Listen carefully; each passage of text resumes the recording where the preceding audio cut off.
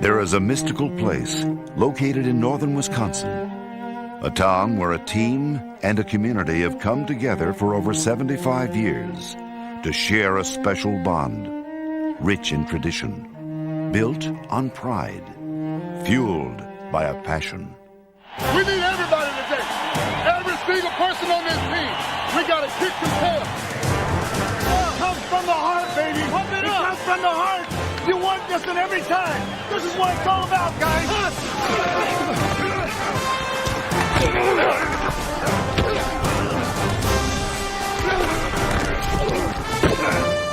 Come on, make the play now. Let's go.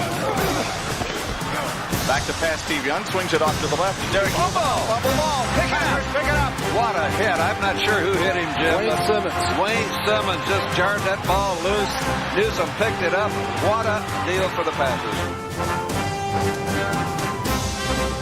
In 1995, the Green Bay Packers played with an unbridled spirit, resulting in their first division championship in nearly a quarter century.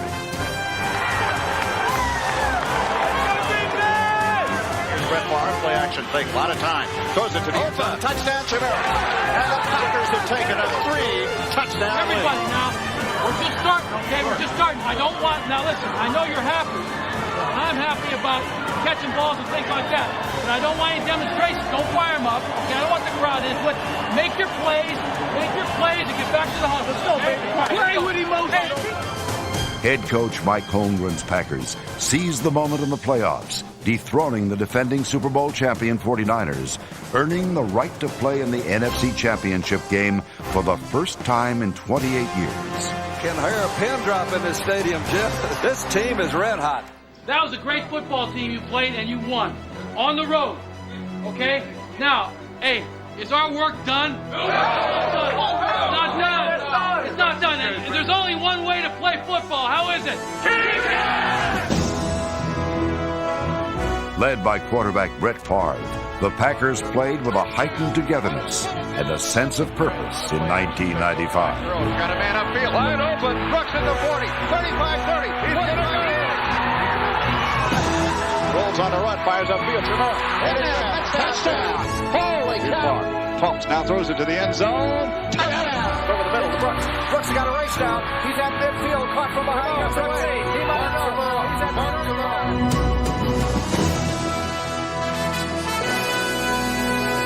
Then it is down to the 10, to the 5. Green Bay's all-for-one and one-for-all attitude was apparent throughout the entire season. A season rich in tradition, built on pride, fueled by a passion.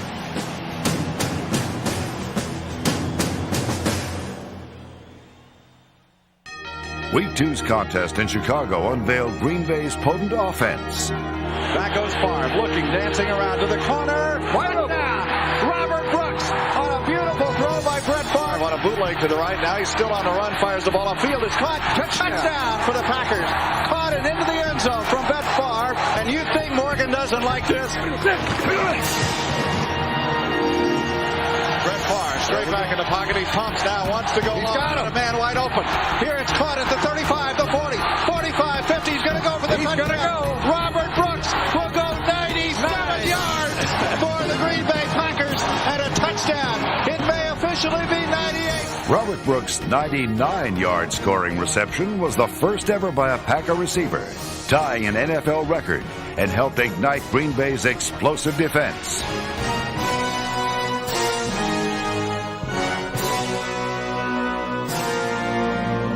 With the contest close in the fourth quarter, even the Bears' trickery could not make the Packers' secondary disappear. Standout safety Leroy Butler's interception helped solidify the Packers' first win of the season, providing momentum for Week 3's showdown at Lambeau Field, where the Packers played host to the New York Giants.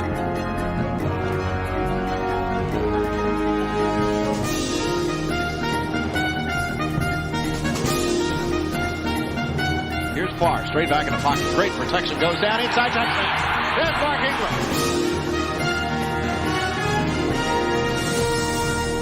Here's a play-action fake by Favre. He wants to go to the end zone. He's got a man, Brooks, and it's touchdown on a deflection. Brooks makes the catch. The ball deflected off the hands of Bill Sparks.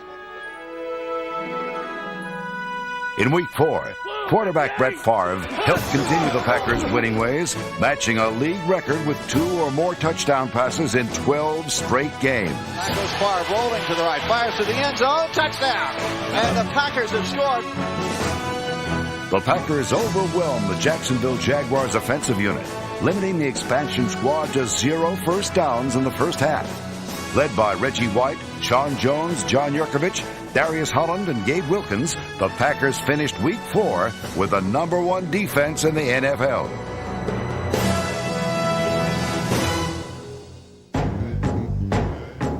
Green Bay defensive end Reggie White continued to be one of the league's premier defensive players in 1995. White holds the official league record with 157 career sacks, the most of any player since 1982. And in his 11th year in the NFL, the Packers' standout defensive end was selected to his 10th Pro Bowl appearance. Reggie White's towering leadership was a contribution of immeasurable value in 1995.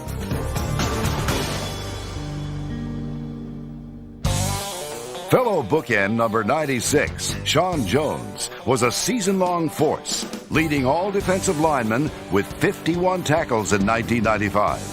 Jones consistently created havoc with both his pass rushing skills and his strong play against the run. Number 93, Gilbert Brown, also gave the Packers' run defense a boost, while number 53, George Kuntz, and number 55, Fred Strickland, provided firepower from the linebacker position.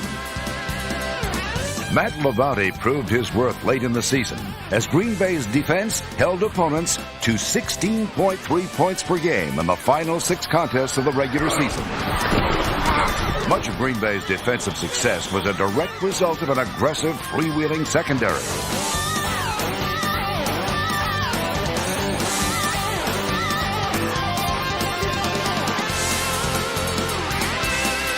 Number 33, Doug Evans, led all Green Bay defenders with a team record 27 passes defended, while number 36, Leroy Butler, faced the Packers defense with 5 interceptions and 102 tackles. Number 22, Lenny McGill, number 31, George Teague, and number 39, Mike Pryor, provided additional strength to a Green Bay defense that continually harassed receivers in 1995.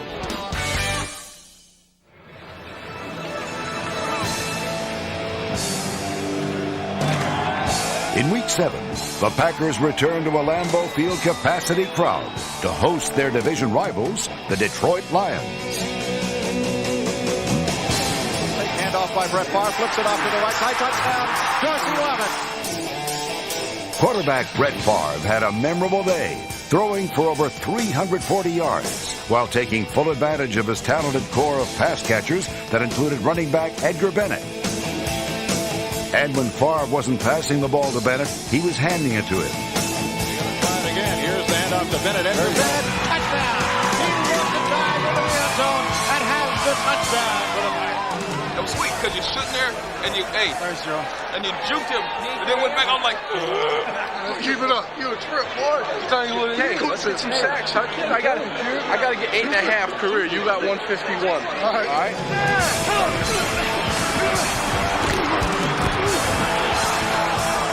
7 yards to go. Bennett in motion to the right. Here's Favre back in the pocket. Favre pumps, comes up over the middle. Touchdown, Robert Brooks. Robert Brooks right in the middle. Somebody lost it.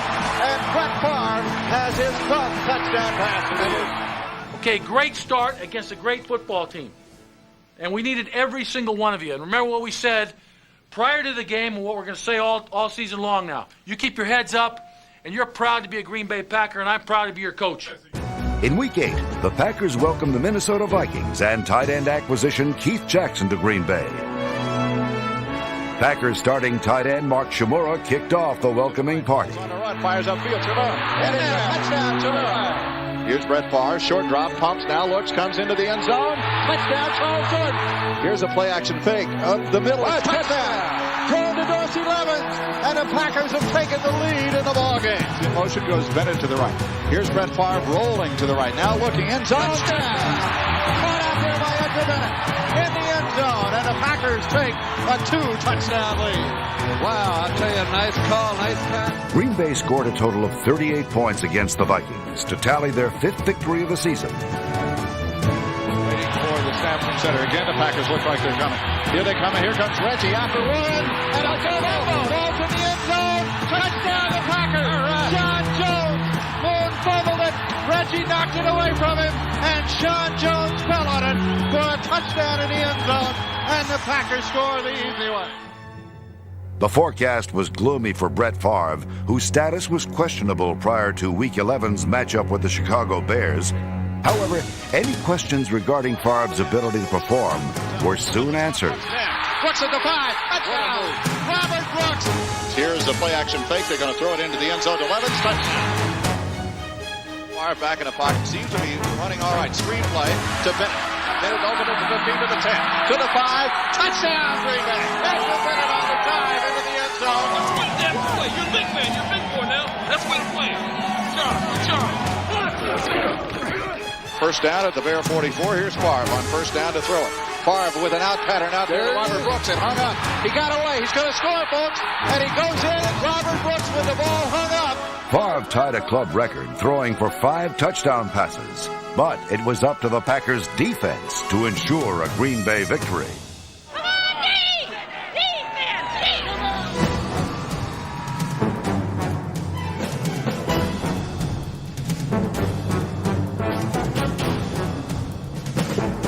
Consistent with the black and blue division, the Packers and Bears fought gallantly, and in the end, it was the Packers that emerged victorious. Every game now becomes even more important. Every game becomes more important. But you know what? Right now, the worst you are is tied for the division lead right now. Nice going. Congratulations.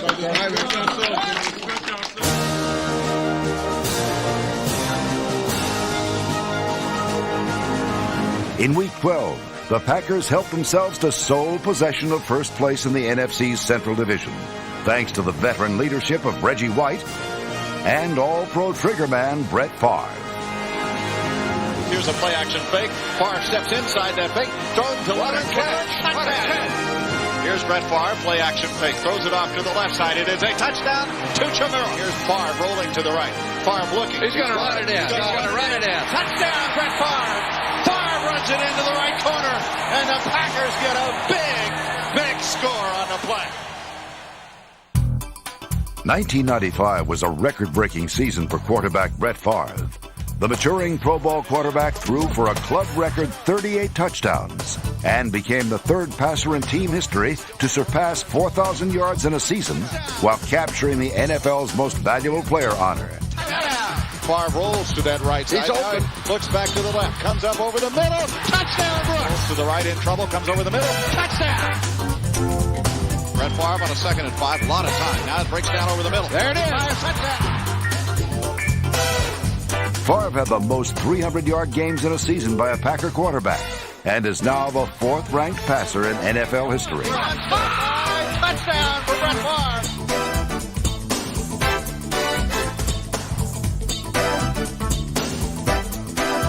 Number 87, Robert Brooks, stepped into the starting flanker role in 1995, snaring 102 passes for a team record in receiving yardage. Brooks also broke the Packers' record for most 100-yard receiving days in a season with 9, much to the fans' delight.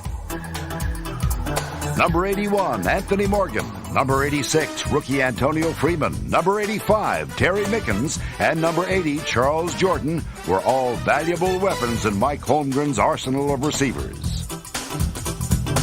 Number 89, Pro Bowl tight end Mark Chamorro established career highs in receptions, yards receiving, and touchdowns. Chamorro grabs it and rolls into the Number 34, Edgar Bennett rushed for over 1,000 yards in 1995, the first Packer to do so in 17 years. touchdown, Green Bay.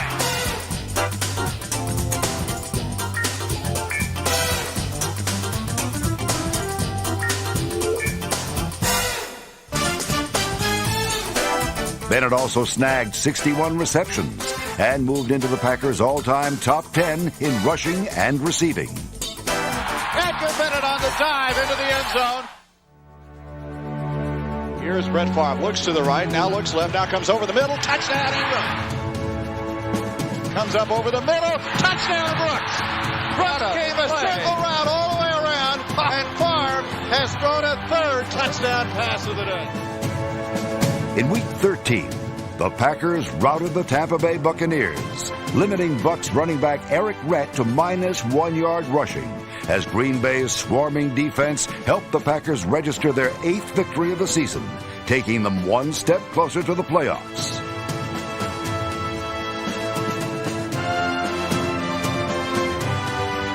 The Packers' whirlwind offense continued to ravage opponents in Week 14, victimizing the Cincinnati Bengals. Favre looking, now comes to the end zone, in traffic. I don't know. Ingram caught the ball right between two defenders. Yeah, that was thrown so hard that Brett Favre couldn't believe it. Here's Favre straight back in the pocket. Nobody after him. Now he throws a screen to Bennett. Bennett's got the 10. Bennett's got the 5. Bennett's got a touchdown. Green Bay's defense also burned the Bengals, holding Cincinnati to just 32 yards in the entire second half. However, all celebrating was suddenly rendered premature when the high hopes of postseason play were unexpectedly put in jeopardy. Late in the fourth quarter, on what appeared to be a normal pass rush, Reggie White pulled up hurt. Leroy Butler's interception did ensure a second-half shutout and a Green Bay victory. However, Reggie White's availability for the remainder of the season was left unknown.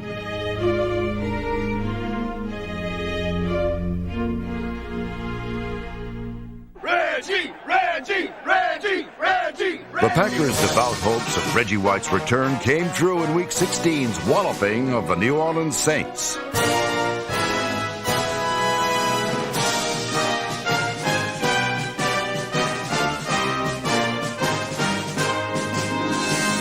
Favre straight back in the pocket. Here they come. There he goes to the end zone. Touchdown, Robert Brooks. The ball goes towards the end zone. Touchdown, Anthony Morgan.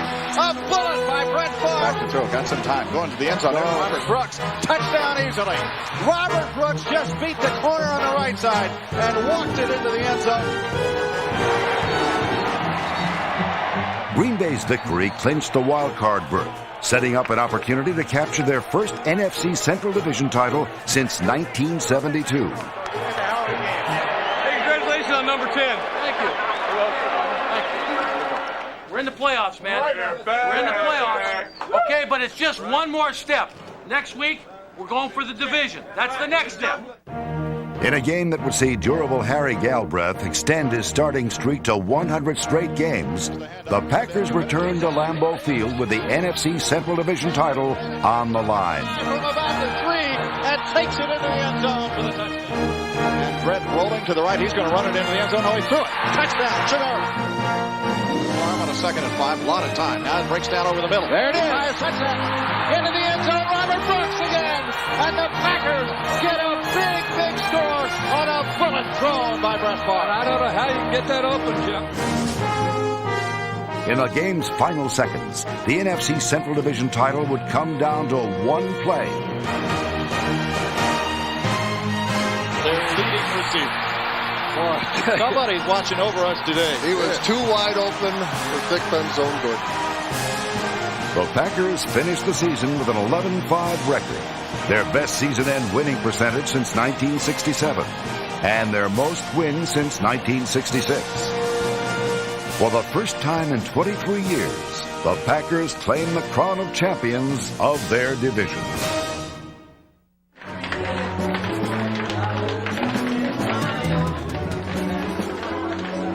For the second year in a row, the Green Bay Packers hosted a first-round playoff game at historic Lambeau Field. Programs, Packer programs. Everybody need a Packer program. We're going to crush them like little bugs. Brooks is going to be sitting right in our lap. Right here, right in the here. end zone, man. He's coming right through us. About 7 times today, man. Blue Jays are back, man. They're going to do it today. The Barney era, baby. 1995 marked the coming out of the Holmgren era. Let's go count. Playoff time. 60 minutes of butt kicking on that side of the ball. Let's go, man. Let's go. Dominate on 3. 1, 2, 3. Here's Brett Favre in motion. Goes Chimera to the right.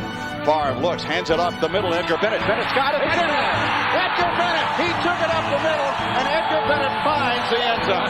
I'll tell you, a great run by Edgar, and he's got half the team jumping into the... Behind the offensive line of Rutgers, Taylor, Winters, Timmerman, and Dotson, Brett Favre staged another outstanding performance. Pumping, goes to the end zone, touchdown. Look at that, wide open was Robert Brooks, and he's in the end zone again. And up in the stands, and the Packers take the lead. Packers and their fans celebrated a season of success, a season rooted in a simple theme: one for all and all for one. Gotta put them down now. Let's go. We gotta put them down. Hey, DBs. Hey, DBs. We have a little trouble putting them down, all right? So just stay on your guy, okay? We better let them run up anything. Stay on your guy. We're trying to get him down, all right? He's getting good pressure on him. He's rolling out. We gotta get him down. We'll get him down. Green Bay's defense continued its season-long dominance into the playoffs, making big plays when it counted.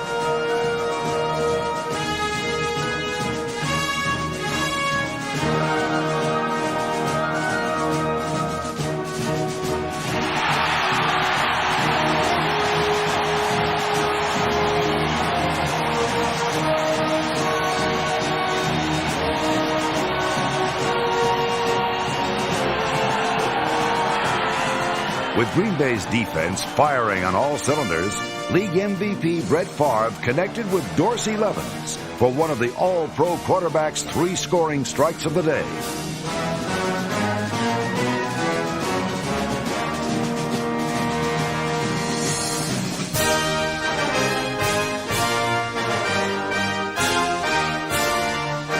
Here's Brett Favre. He rolls to the right. There's an end zone play that you know a touchdown.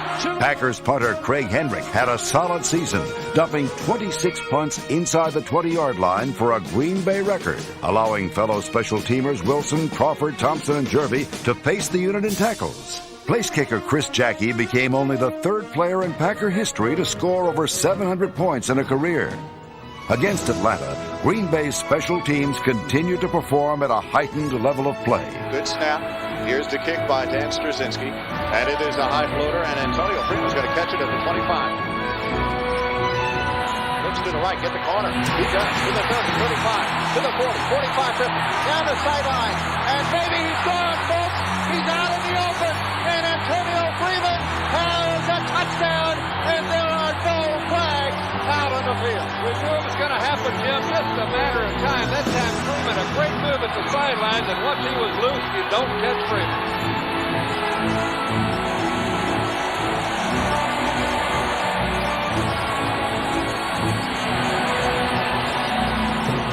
In 1995, the Green Bay Packers and their fans came together as they have for over 75 years, in a season to remember, sharing a special bond, one rich in tradition, built on pride, fueled by a passion.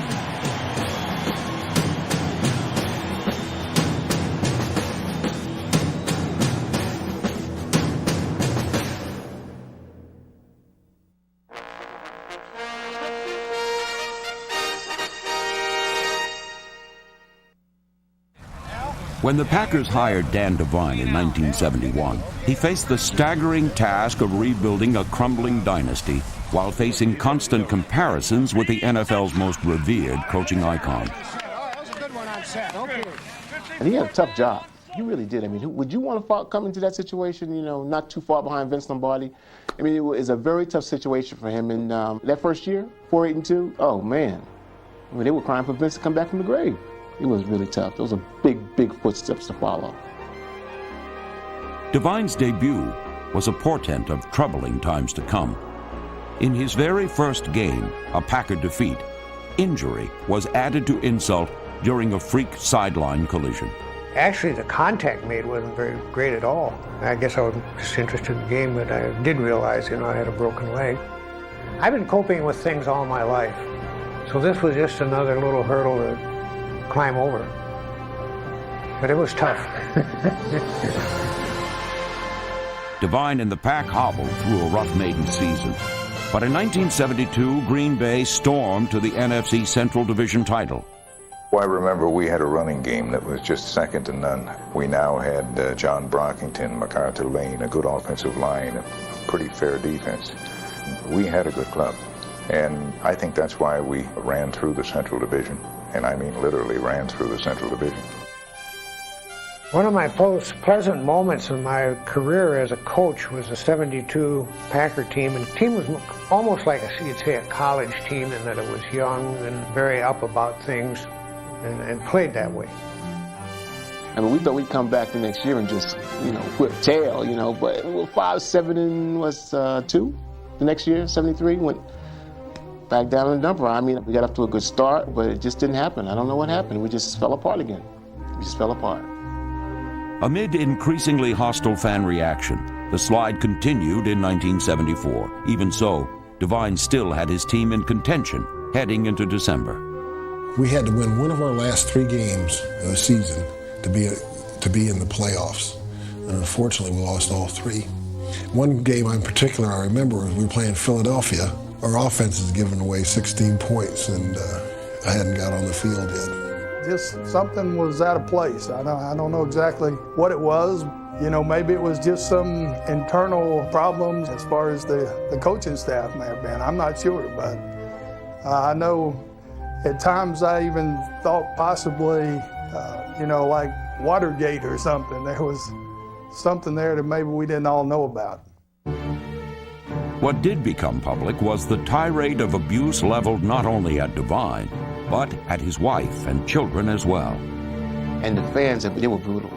They attacked his wife verbally. I mean, in the newspaper, the people who wrote the articles attacked him. There's rumors that they attacked his dog. The best I can deduce is there were 2 dogs that were killed. One of his, I think he had like 5 dogs. One of them was killed, I understand, when it left his yard and it's got into him. Trespassed, I guess you'd say, into somebody else's yard, a neighbor's yard, and the neighbor shot it. Dan also told me that that somebody came into his yard and shot a dog, presumably another dog. Caught in the middle of this ugly situation was retired Packers quarterback legend Bart Starr. I think it was a game plan orchestrated by people outside the organization who wanted to see Bart Starr become head coach of the Green Bay Packers, which he subsequently did. He replaced Dan, and I think because of the machinations behind that program, I think that the executive committee of the Green Bay Packers had very little else they could do but name Bart Starr head coach. There are some people who think I blamed other folks, and if I did, I was wrong. Ole Olenicek had lined up enough votes on the board of directors for me to stay at Green Bay. So I didn't have to leave Green Bay. It just wasn't going to work out. I could see it wasn't going to work out. Not in the least am I vindictive about anything, but I do fester about a situation that I wasn't able to handle. I didn't get it turned like I wanted to. Despite later success at Notre Dame, Devine's Packer experience remains a painful memory. I'm kind of sorry for Coach Devine. Sorry that he had to follow so closely on the footsteps of Coach Lombardi. Sorry that he got the rude awakening that he did in Green Bay, and sorry that he was forced into moving back into the college ranks. I think he would have been a good professional football coach had he been allowed the time.